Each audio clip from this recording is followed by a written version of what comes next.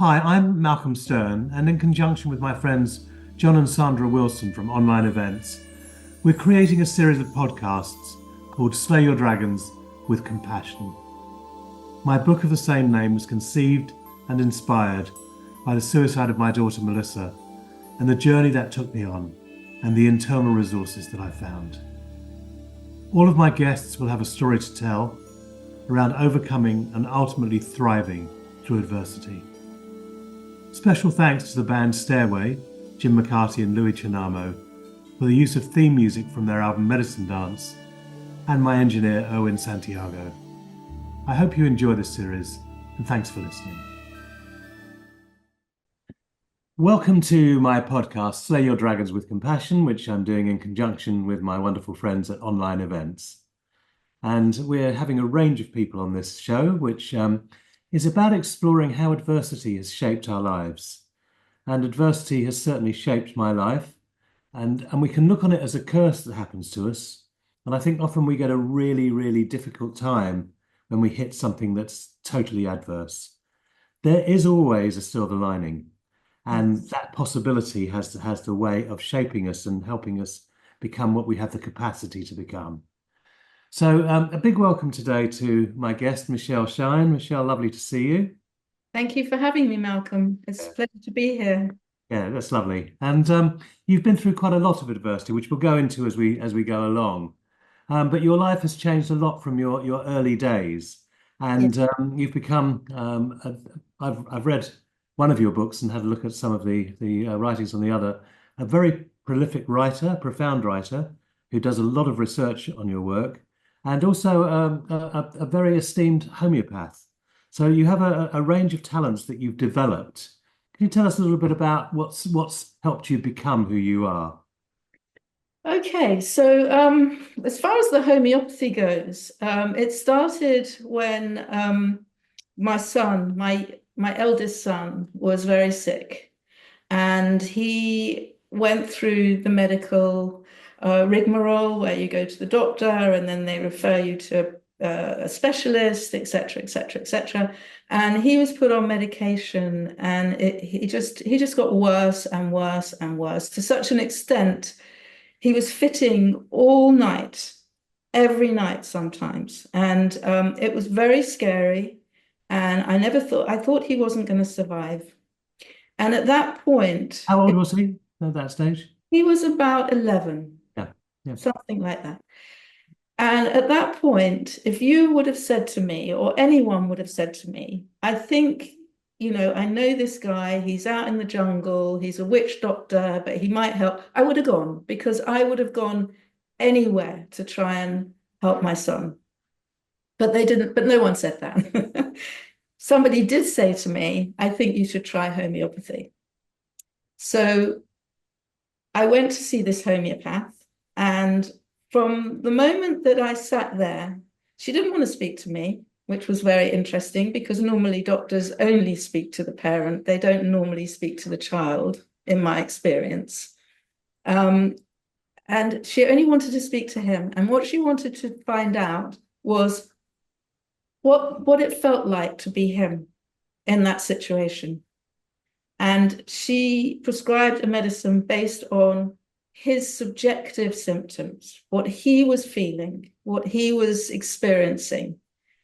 And although I got reprimanded very, very, very strongly by members of my family who told me basically that if anything happens to him, it will be my fault, I actually took her advice and slowly weaned him off the conventional medication and put him on the homeopathic medication.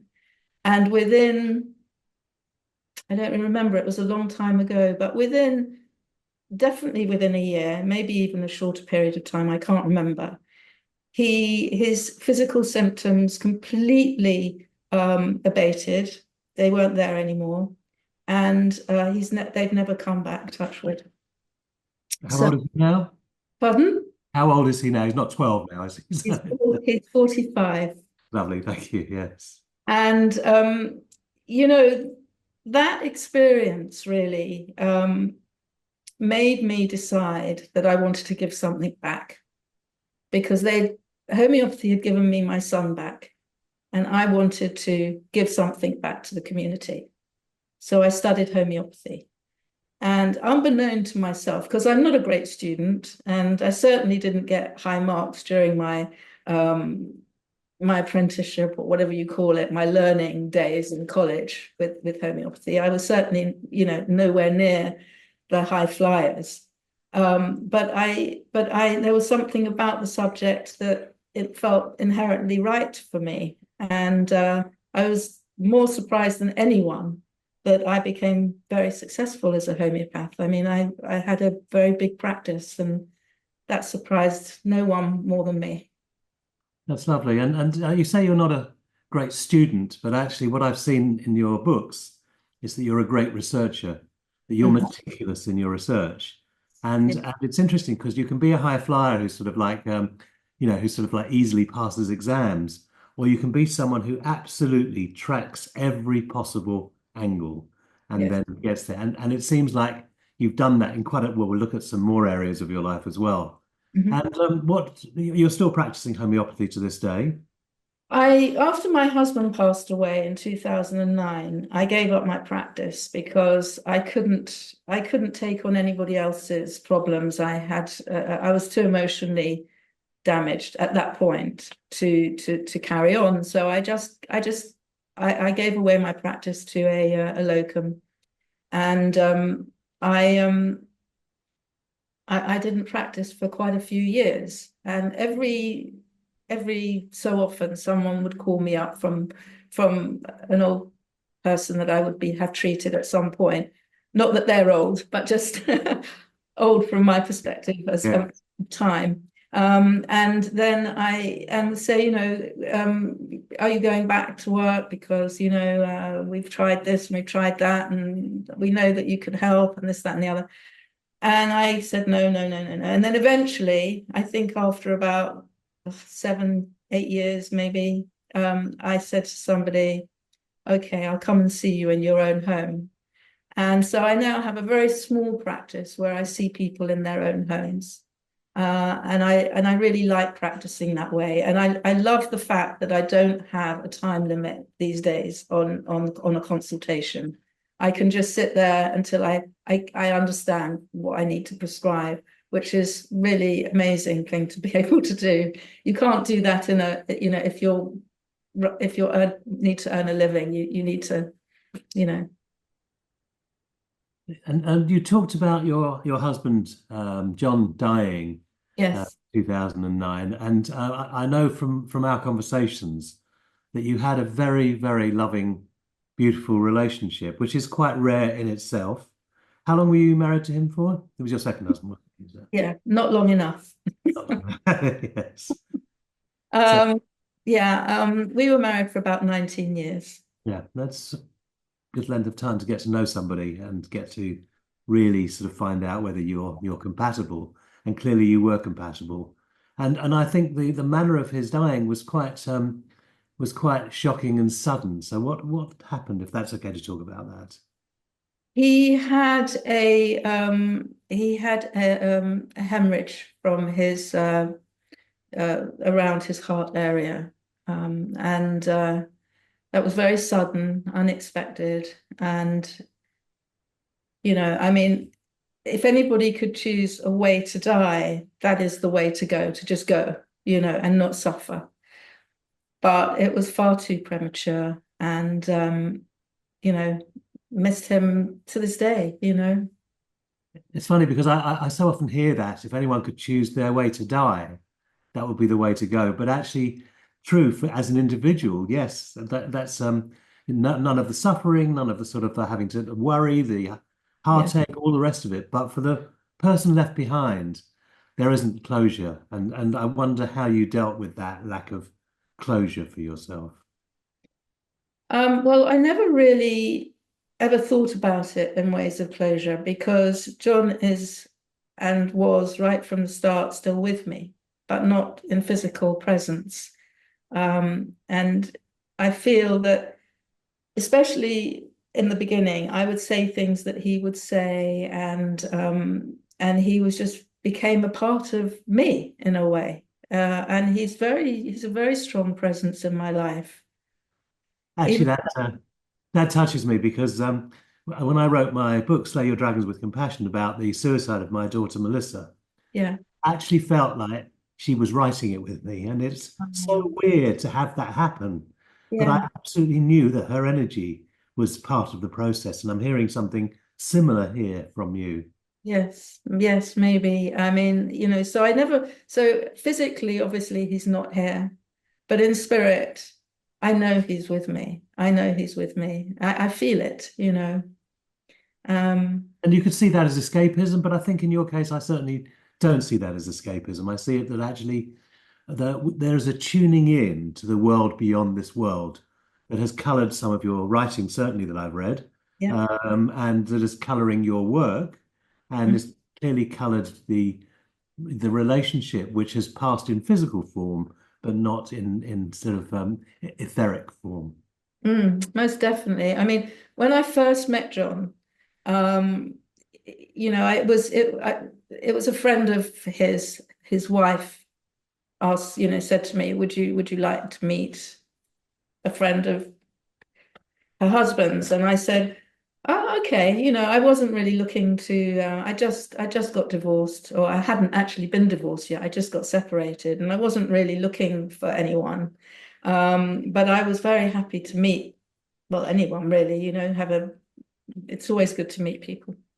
And he came to pick me up, and I thought, okay, well, I think I could probably just by looking at him, think I could probably spend an evening with you. You look like the right type of person, kind of thing. Yes. And he took me to a restaurant. It was very early. We got there about 7 o'clock in the evening, something like that. And we ordered, or he ordered on our behalf, it was a Chinese restaurant, and he ordered like this huge kind of lots of different dishes and bottle of wine and this, that, and the other. And he captivated me so that by 10 o'clock in the evening, I hadn't eaten anything, I hadn't drunk anything. I just was in conversation with him. And he also hadn't eaten or drunk anything. And the waiter came over, the head waiter, and he said, is there anything wrong with the food? And, we're closing. And we just wondered. And John went, oh, please give us the bill. And that was the beginning of our relationship, is that we were captivated, I guess, by each other because neither of us turned around to eat or drink. That's very lovely, and I've written about falling in love as the Yeah. temporary lifting of critical faculties, but Mm. I'm hearing that actually this is a relationship that lasted 19 years Yeah. and was continually loving, which is extremely rare. What Yeah. what do you think are the components that made it something that just was effortless, seemingly effortless? I think on that evening it was a vibe, and he was very interesting. He'd done a lot of traveling, and I was always very interested in traveling and going to places, um and it was a he drew me in. I can't really explain it in any other way, where I just felt so connected to him. Hmm. I mean, I've never experienced this with anyone in quite such depth as I have with him at that particular time. It was very obvious. So sometimes when relationships were my specialty in terms of therapy in my early days. Yeah. And I would often say that falling in love is any idiot can do, but loving is a practice and an act of dedication to the relationship and to another. But what I'm hearing is something beyond that in this relationship that you're talking about, that actually there was a sort of a knowing of each other that happened very early on. Mhm. And the interesting thing is it continued, because often we get irritated by what we've been fascinated by, we get irritated by. And I'm not trying to sort of paint this with a sort of a rosy color either. It's like all relationships have their difficulties as well. But what I'm hearing is that actually it had something that goes beyond the logical basis of relationships. So can you take that apart for me a little bit? Well, I'm not sure you can explain feelings so readily, as that. It was a very strong connection. In fact, people have remarked that when we were in a room together or whatever, especially when we were hosting an evening or whatever, there was a very strong connection between myself and him. So we had this thing going where we used to do it together, and we just were automatically in sync with each other. I can't really explain that any further. And there was always that connection between me and him, no matter who else was in the room at whatever time. I don't really understand it myself, to be honest. But it is lovely, and it's also heartening for people to hear Yeah. that relationships have the capacity to be very deep and meaningful things. When often I think there's a lot of cynicism has crept into most of the people I know who've trodden that road and become sort of despondent that what they thought they had was not what they had. So and what I'm hearing is from after 19 years, what you thought you had was what you had, and that's Yeah. sustained. In fact, 2 weeks before he passed away, we decided to renew our vows. What happened was, John, forgive me for telling this story. You might not want me to, but we'd spent a lot of years working very hard, both of us, and achieving quite a lot professionally. And sometimes, for example, on the weekends, we would go out to a local restaurant and then just come home. And we never did things that we would like to have done, like go to the theatre, go up to town, go to museums. We never really had the spare time for that. We were always tired on the weekends and just spent them together or with friends or family or whatever. And we put that on hold until we retired. We said, oh, when we retire, we're going to do this, we're going to do that, we're going to do the other. Of course, that never came about.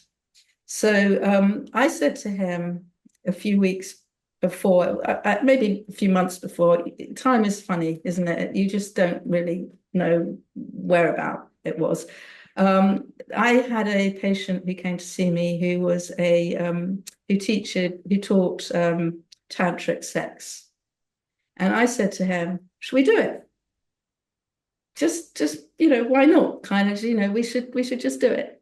To cut a very long story short, we became very, very close for having done that. And we wanted to renew our vows. And we decided that's what we were going to do. And 2 weeks later, he was gone. That's quite an extraordinary sort of set of circumstances, isn't it, as well? That it feels like that was an important part of the process of renewing your vows, of actually sort of like of discovering each other at a deeper level. And I don't know what I'm forgiving you for saying because it all sounds really, really good actually. But I know that Tantra is quite an abused term in the same way that love can be quite an abused term. But I think that the genuine root of Tantra is a very, very deep root that goes way beyond sexuality. And clearly It, that's it well. wasn't, yes, I agree. I mean, the things that I remember that we did together, we breathed together, looking into each other's eyes. He thought it was like really stupid to start off with, and lots of giggles and everything. But it took us to a place that we had perhaps when we very first met, and everything is sort of wonderful. And although it was always wonderful, it took us back to that place, that very special place. That's lovely, and obviously very nourishing. And that wasn't the end of your adversities, was it? By a long chalk, because the word fire comes into my mind, and perhaps you could tell me a little bit about what happened in your home. Oh my God. Well, in 2011, 2 years after John passed away, we had a fire in our house. And I learned latterly that when we first moved into our house, it was an old Victorian house, and it was completely dilapidated when we bought it. There were rats in the running around. It was awful. And but it was an interesting thing because we'd sold our house and we moved into a rented house. And by the time we had a decent amount of money to buy something else, but by the time we found somewhere, the money that we had left and we'd been renting was very, very little. And all we had was enough money to buy like a small 3-bedroom house in Edgware or somewhere. And I had 3 kids, plus I had my nephew staying and living with us. So we had 4 and 6 of us living in a small, tiny 3-bedroom. It just would never have worked. And I was really kind of like, well, where are we going to live? John was saying, oh, something will turn up, something will turn up. We went for a drive one weekend, and there was this big house on Hale Lane. I don't know if you know Hale Lane. Yes. It's from Edgware to Mill Hill. And I said, John, I would even live on this main road, because it was a big main road, if I could live in that house.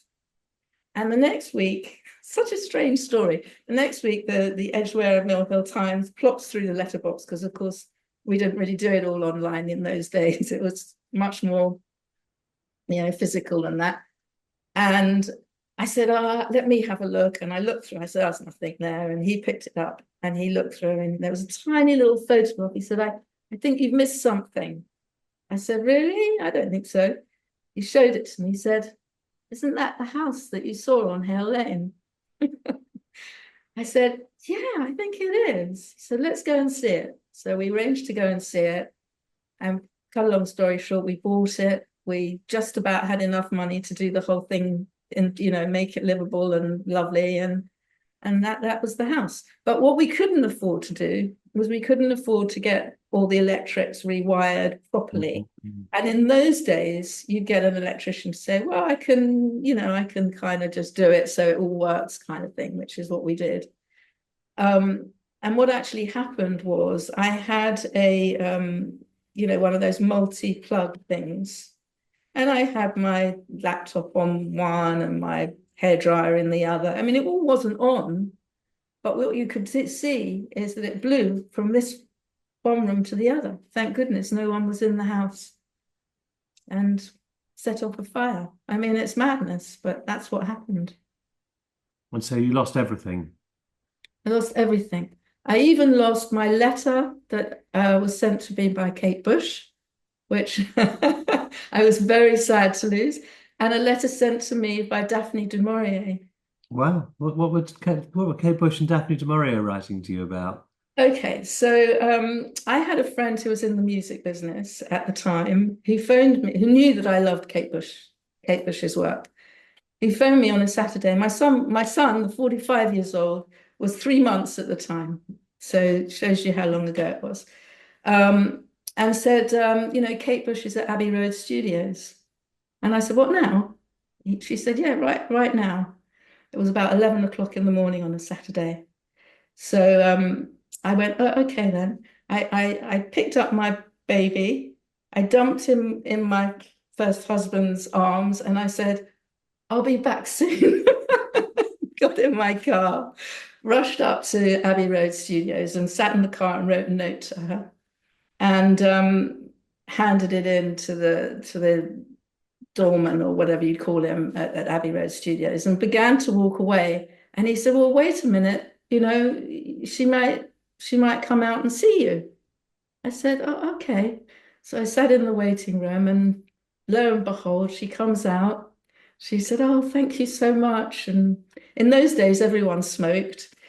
So I had a packet of cigarettes and I offered her a cigarette. She said, come inside. And we had this long chat. It was really lovely. It was really lovely. And then I think I put my address and phone number or whatever on the letter I handed her. And within a couple of weeks, she'd sent me a letter saying how lovely it was to meet me. And it was very, very lovely. Wow. And with Daphne, I read all of her books. I loved Daphne du Maurier's work. I absolutely loved everything that she did. Well, maybe not everything, but most of what she did. And I wrote to her via her publisher. And she wrote back to me and she said that, she sent me pictures of her kids and this, that, and the other. She Oh, said that these days, because she was really old at that time, that she doesn't get a lot of fan mail anymore. But if ever I come to Cornwall, I should come and see her. And of course, her address was on there. And so I said to my husband, then I said, we're going to Cornwall. okay. And we went down to Cornwall and we knocked on the front door, but unfortunately she was too ill to see us in those days. So that was a bit of an abortive exercise. But I had those two letters and don't have them anymore. I'm not sure it was an abortive, and that is sad, I agree, but I'm not sure it was an abortive experience. I think there's something that I can see in you that jumps at opportunity. So both the story of Kate Bush, where you did actually connect, and Yes, with Daphne du Maurier, where it was too late to connect. There's yes, still something about you that leaps for gold, that goes yeah, for it. yes. I'm very much like that. If there is an opportunity, I will grasp it. Yeah, Because things don't come round again generally.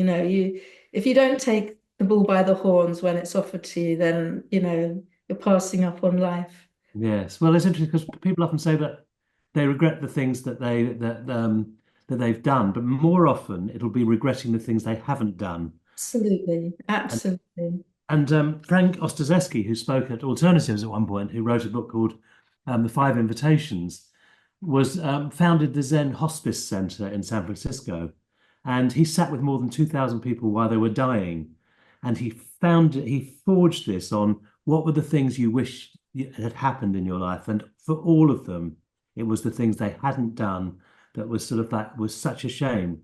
But I hear you've lived and are living a rich life. And I think that's a legacy that you will pass on to your children as well, or your child. Well, I hope so. Everyone's different, aren't they? And everyone has different ways of living and what they want out of life. And yeah, Well, we are all different, but at some level, we have a basic humanity, and I think that there's a sense that we educate each other by being in the presence of others who have their own particular gifts as well. And so I'd like to go back a little bit to your work. Well, actually, I'd like to go back to your writing work oh because yeah, what I let's do. saw in your books was a meticulous research that you actually were, although you're writing fiction based on some quite interesting angles. Can you tell us a little bit about what you've written? Yes, of course. So my first novel that I wrote was called Mesmerized, and it was about the Impressionist artists and their doctor, Dr. Paul Gachet, who was a homeopath. And I had been researching that book for quite a long time. When I was doing my MA in Birkbeck on creative writing, um, I love the Impressionists, and I was kind of researching it. And after John passed away, I went back to my writing group, and they'd all started their novels, and they said to me, you got to start your novel. And I said, well, I really don't know what to write about. And they said, write about that man, Dr. Gachet. You keep talking about him all the time, and that's what I did. Um, I there is a mirror image of Impressionist art and homeopathy. At that time, they were both considered to be not something that people should embrace. Let's put it that way. The Beaux-Arts turned their back on Impressionist artists, and the medical profession turned their back on homeopathy. And I thought that was a very interesting juxtaposition to write about through the characters that I've been researching. And So that's what that's about. I think one of my fascinations with literature, and we'll come to some of your other books as well, but one of my fascinations with literature is the capacity it has to educate us. I know, for example, for me, reading Hermann Hesse's books. I don't know Yeah. if you've read him, but Yes. he is a hero of mine, Yes. and I think he was able to chronicle through novels the spiritual journey in a way that I went, oh my God, this is actually a map that I Yeah. can follow.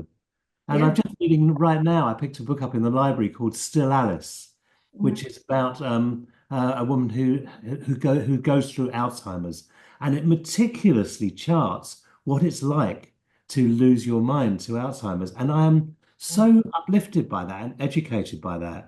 And Um, I'm hearing that you are looking at areas where your interest is and doing. I know some of your books have been nominated for awards or have won awards.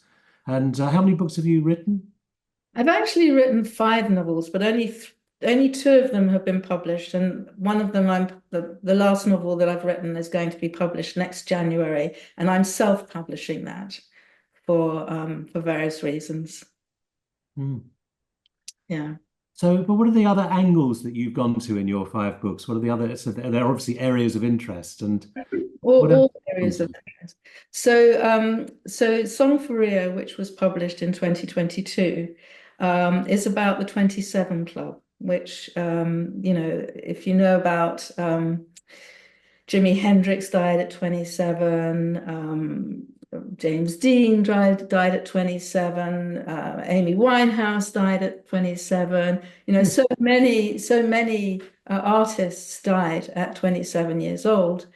And I saw this program on television, and she didn't die at 27 years old, but what's her name?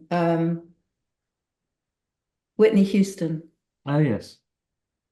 Her mum was being interviewed, Cissy Houston. Now, I used to listen to Cissy Houston's music when I was a teenager because she was like Aretha Franklin, or all of those kind of R&B kind of singers, and I like that kind of music. So I tuned into this interview with her about her daughter Whitney, who died, and I was very struck by the relationship, the mother-daughter relationship, and I wanted to explore that myself in literature, which was the subject of Song for Rio, which actually turned out to be perhaps the most, according to my daughter, the most autobiographical piece of work that I've written, even though I'm not in that situation, touch wood, thank God. But there are elements of me in there, I guess, and my family. Yeah. Did Janis Joplin also die at 27? I I don't think so. I think have a so. feeling that I've read that somewhere as well. So, Yeah. um, so that's another angle of interest that you've actually created as a novel. And I remember my friend Guy Dauncey, who's a futurist, and he said if he wrote a factual book about what was happening to us and where we were going in the future, it would sell 1/10 of the copies than if he wrote a novel about it and actually made it interesting. And I know when I read the Overstory, which is a story about the secret life of trees. That doesn't sound that fascinating, but it is fascinating. And I have never looked at trees in the same way since I read that novel. It was Richard Powers, I think, who Yeah. wrote it. And I find that fiction touches me more deeply than factual books, which sometimes I'll read someone like Viktor Frankl and be blown away by that, or Primo Levi, or some of the other people who've written from a Yes. deep place of suffering. So Yes. the other 3 briefly that you've done, and the book you're about to Yeah. publish. Tell Yeah. us a little bit more about those. Okay, so The Separated is I would say it's a speculative novel. And it's based on mental health, 2 people with mental health problems, serious mental health problems, who fall in love, which I was told by an editor that would never happen, but that's not the point of the book. Um, and that's what it's about. And it is a little bit it does kind of point the finger at the world and the way that the world sees people with mental health problems, um, and how they experience life. So it's a kind of juxtaposition of those 2 elements. I've been running groups since 2016 Hmm. at an organization called Compassionate Mental Health. And Yes. I'm the co-host of those gatherings, which are Yeah. twice yearly. And what I found fascinating is that before my daughter passed away through suicide and had serious mental health issues, and my sister had mental health issues, I'd avoided that in my practice. I'd been someone who'd worked with the people who were well, but actually, I have seen mental health in a totally different light by allowing myself to be educated in those environments. So again, I will read that book of yours as well. That sounds fascinating. It's And I not think it can happen as well. I have seen people who've been diagnosed with serious mental illness fall in love and yeah. they found something with each other as I'm well. very pleased you said that because, as I said, the editor, the agent I sent it to was really sort of that would never happen, and I wasn't really writing it as a kind of a mirror on life as per se. It was much more. There were different aspects to that book that I wanted to bring to light. Okay, so your other two books briefly. Okay. God's Will and the Yellow Dress is about a family who lived in a shtetl in Lithuania long time ago, and it's based on a biblical story where the one daughter is swapped for another daughter at the altar, and that's the beginning of the story. The rest of the book is what happens next. And that hasn't been published either. But I'm hoping that it will follow up on the book that I will be self-publishing next year, which I've now had some really nice endorsements for, and I'm looking forward to that hitting the shelves really. And that is set in Israel in 1989, the year of the first Intifada. And it's about a family, first, second, and third generation Holocaust survivors who get targeted for a terrorist attack. And there's also another aspect to it as well, which is about the psychological effects of what the Holocaust um, imprinted on not just the person that experienced it in, but the following generations. Yeah. I've done quite a bit of work with Thomas Hubel, who's a spiritual teacher who specializes in intergenerational trauma, Yes. and that does get carried from generation to generation. I'm absolutely clear about that. Yeah. So we're coming towards the end of our podcast. Thank you very much. It's been fascinating dialoguing with you as well. And I always ask this question at the end, and I like it to be spontaneous. I don't tell people at the beginning, although if they've watched other podcasts, they'll know I ask this question, It's, which is, what is the dragon you've had to slay in order to become who you are? And that's like, what's the obstacle? What's the hurdle you've had to overcome to be you? lack of self-confidence. Mm. And actually, that's interesting because you present as someone who is confident. So to say a little bit more about that. I always worry when before I start any piece of work. I feel that I'm not really worthy or I'm not good enough to do it. And I have to push myself to overcome that. Yeah, and I think that's the same for me. I'm very shy. I was a very shy child, and I was very shy as a teenager, and lack of confidence. That is the thing for me, and I have to push myself to do things and tell myself this is just you got to overcome this because And I otherwise hear you're not going to that's live. ongoing, isn't it? So that's something obviously you're still working with. Yeah, I mean, it's not as bad as it was when I was a kid. It was overwhelming when I was a child, and I think that goes back to my grandmother, who um, who was very, I'll tell you a little anecdote about her, just to kind of undermining. She would undermine everything. So my mother would buy me clothes and she'd say, go and try on the clothes for grandma. And I put on the clothes and she would just turn around and go, oh, you know, so and so, she looks very nice in clothes, you know. And Mm. it was that kind of thing. You have your hair cut and she'd tell you it was better longer. You know, whatever you did, it was not good enough and not right and everything. And that really, as a sensitive person, that really got to the core of me. And it's been something that I've been fighting against ever since. Michelle, thank you. That's just been. I love the openness with which you've engaged with me in this episode we're doing, Thank and you. look forward to seeing you. Thank you. Thank you. Thanks very much.